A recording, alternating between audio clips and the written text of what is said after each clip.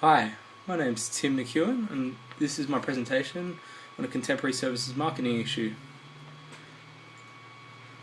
So the services marketing issue I've chosen to study is the recent published actions of Facebook in the media involving the research experiment they ran in 2002, testing how moods like happiness, depression can be transmitted and influenced by social media. This action has been seen as a service provider failure due to the fact that this study was conducted on over 500,000 unknowing and unconsenting customers and has been seen as a major breach of privacy. This issue can be linked to topic 3, consumer perceptions of a service, and I'll refer to the current literature and evidence relating to these key services marketing concepts.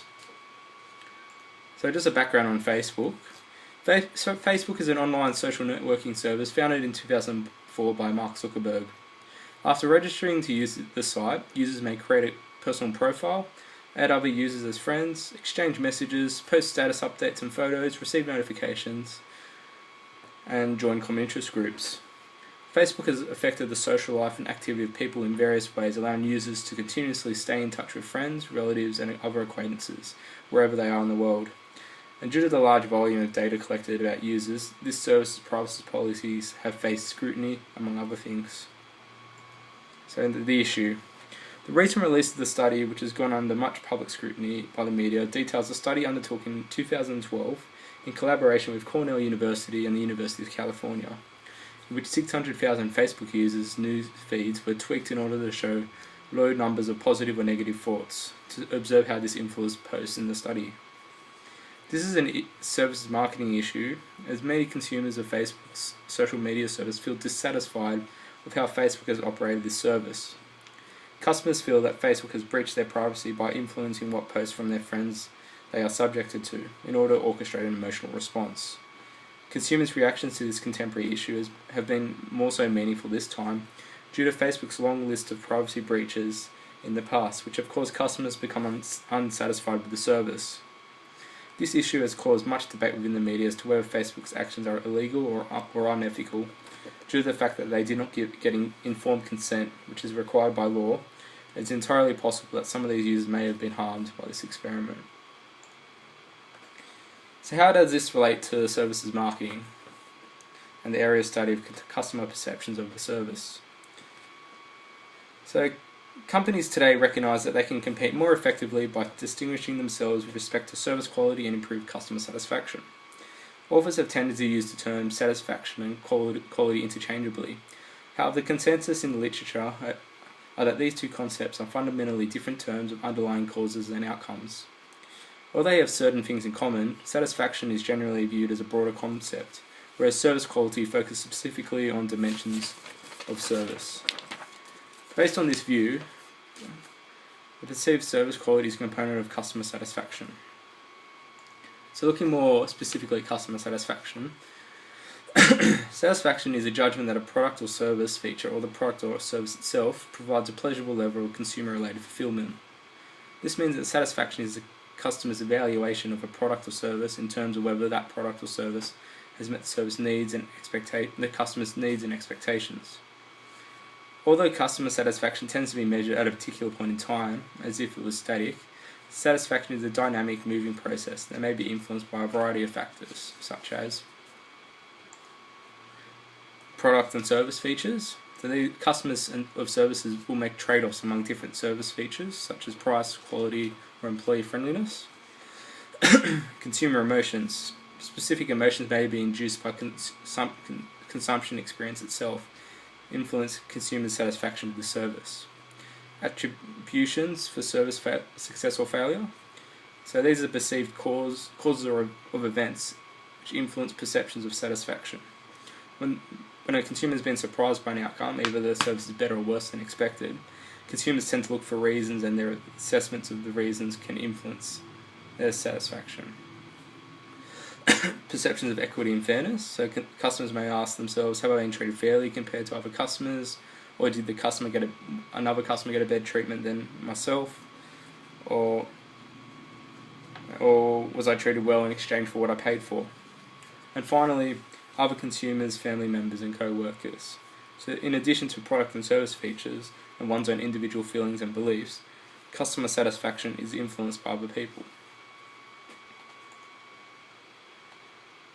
So how does this relate to Facebook's customer satisfaction?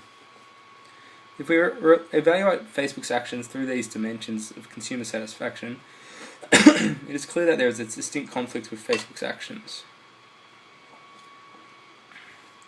and whether consumers perceive that they were treated fairly. Facebook has strongly defended itself, arguing it has acted within legal, ethical boundaries of its privacy policies, which states, Facebook may use the information we receive about you for internal operations, including troubleshooting, data analysis, testing, research, and service improvement. Nonetheless, many consumers will still view these actions as unfairly treating their personal information and unfairly manipulating their emotional state in order to benefit Facebook's needs. And this will attribute dissatisfaction to the service. Consumers' satisfaction will also be influenced by other consumers. So if a consumer was not really bothered by Facebook manipulating their newsfeed, or if the consumer saw it minimally harmful, they may not be dissatisfied with Facebook's actions, and thus may not view the service different to before. However, if many of the consumer's peers were very unhappy with what Facebook did, then this may encourage the consumer to modify their view of the action and become more unsatisfied in order to fit the more socially accepted view. And finally, consumers will ask themselves whether Facebook's actions have influenced the features of the service Facebook provides. Has manipulating the newsfeed influenced the quality of Facebook's core service, which is to connect people with their social networks? And the answer is probably yes. Consumers may question whether Facebook is actually providing a true representation of the lives of their friends, colleagues, and families, or whether it is just a fabricated version to suit Facebook's economic means. All these questions will influence the level of service satisfaction consumers have with Facebook, and potentially lead the consumer to undertake an information search to seek out an alternative social networking service that offers the desired features and level of quality that they desire. So looking at the other element of a customer's perception of a service is service quality. So research suggests that customers do not perceive quality in a unidimensional way, but rather judge quality based on multiple factors relevant to the context. Research by Parasuraman, Ziffel and Berry of 1994 identified 5 specific dimensions of service quality. So reliability. So this is the ability to perform the promised service dependably and accurately, and relates to the company delivering on the promises of delivery, service provision, problem resolution and pricing. Responsiveness. This relates to the willingness to help customers and to provide prompt service. Responsiveness is communicated to customers by the length of time they have to wait for assistance, answers to questions, or attention to problems. Assurance. This is defined as employees' knowledge and courtesy and the ability of the firm and its employees to inspire trust and confidence. Empathy, which is defined as the caring, individualised attention that the firm provides to customers. The essence of empathy is conveying through personalised and customised service that customers are unique and their special needs are understood. And tangibles. So this is the appearance of the physical facilities, equipment, personnel and communication methods or materials. Tangibles provide physical representations or images of the service that customers will use to evaluate quality. Looking at the e-service quality model. So following on from these 5 dimensions of service quality and something that more specifically relates to the Facebook, I think it is important to note that with the growth of e-tailing and e-services, this has led many companies to wonder how consumers evaluate service quality on the web and whether the criteria are different from those used to judge the quality of non-internet services. So Ziffel, Parasuman and Malhotra of 2001 have conceptualized a framework consisting of 4 dimensions that are critical for core e-service evaluation. So these are efficiency. This is the ability of customers to get to the website, find their desired product and information, and check out with minimal effort. Fulfillment. This is the accuracy of service promises, having products in stock and delivering the products in the promised time. Reliability. The technical functioning of the site, particularly the extent to which it is available and functioning properly. And privacy. The assurance that shopping behaviour data are not shared and that credit information is secure. So in comparing the dimensions of traditional service quality model and the e-service quality model, We can make several observations that relate this to Facebook. Both efficiency and fulfillment are shared common dimensions of the traditional reliability and responsiveness of dimensions of service quality. Facebook clearly excel in this domain, otherwise they would not be the #1 social networking site with over 1.23 billion active users. Facebook reliably delivers on their service promises of connecting people and ensures this service is always running at its optimum by drawing and employing the best people from around the world. While not emerging as a dimension of the e-service quality model, tangibles are also clearly relevant to Facebook. The state-of-the-art Facebook page, which allows simple and efficient access and navigation of the website, and the visual and interactive elements are aesthetically engaging to users, supporting the strength and value of the Facebook brand. Where Facebook falters is in regards to the privacy element, which would be reflected in the insurance element of the traditional service quality model. So privacy is a fundamental element of consumers' assessment of e-service quality. An e-service will not continue to attract customers to its service if it continues to fail to protect its customers' personal research on its consumers. This will have a potentially negative influence on consumers valuing the overall quality of Facebook. So therefore Facebook's current decision to perform non-consensual manipulative research on its consumers will have a potentially negative influence on consumers valuing the overall quality of Facebook.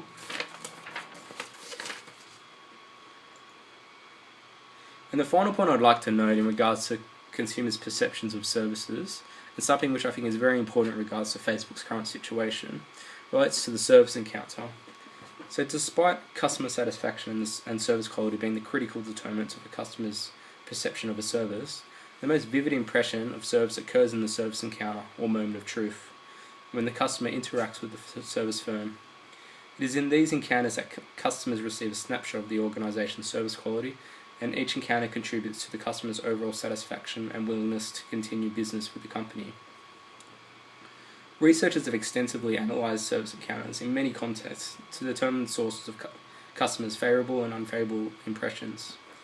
Out of this research, 4 themes have been developed. So recovery. This involves incidents in which there has been a failure of service delivery system and the company or employee is required to respond in some way to consumer complaints and disappointment. Adaptability relates to how adaptable the service delivery system is when the customer has special needs or requests that place demands on the process. Spontaneity. This refers to the employee spontaneity in delivering memorable good or poor service. And coping, which involves the employee's response to problem customers. So how does the service encounter relate to Facebook? This situation is not the first time Facebook has failed its customers in regards to privacy. There are multiple accounts of Facebook launching new software in the past that actually displayed private information on external sites without obtaining user permission, such as its failed launch of Beacon in 2008. The continued failure to protect consumers' privacy rights suggests a failure in the recovery and adaptability systems. In this current situation, the fact that Facebook has displayed minimal remorse for conducting this study, but rather attempted to justify it, suggests a further failure in the service recovery system. Facebook's COO, Sheryl Sandberg, simply stated, "This was part of ongoing research companies do to test different products, and that was it. It was poorly communicated, and for that communication we apologise. We never meant to upset you." Facebook displays a lack of empathy for its customers' privacy, as well as a lack of willingness of adaptability to ensure this issue is rectified, which represents a failed service encounter and a failed service recovery. The question is, why do customers still utilise the Facebook service with all these failures to protect consumers' privacy? Is Facebook that big of a corporation that consumers just accept that Facebook can do what it pleases with their personal information and manipulate consumers as it please due to the fact that consumers rely on their Facebook service so much? If this is the case, then Facebook operates outside of all the principles of services marketing that suggest that a service must be designed around the consumer in order to best fulfill their needs and life objectives. I think the best way to answer this question is to look back at the evidence from the literature relating to consumers' perceptions of services. And to do this, I've simulated a question for the audience, which I think nicely ties up the contemporary services marketing issue I've analysed. So the simulated question. So of all these service failures and service recovery failures, why do so many consumers still use Facebook and fail to switch to some other social networking competitor? So research suggests that customer loyalty most often results from the customer's assessment of all their experiences, not just from a single encounter. Without getting too political about the monopolistic properties of Facebook and their lack of concern over the misuse of customer privacy, despite all these breaches of privacy Facebook has committed, Facebook still offers a social networking service that stands out from its competitors. Consumers judge Facebook on all the positive ways the social networking service enriches their lives and make a trade-off of the several service encounters in which their privacy has been breached. Despite the small minority of consumers who have quit use of the service due to their dissatisfaction, the vast majority display an overriding satisfaction with the quality of service Facebook provides. And it is these cumulative positive experiences with this service which contributes to the customer's overall satisfaction, perception of service quality, and willingness to continue using Facebook. And that's the end of my presentation. Thank you very much. And here are my list of references.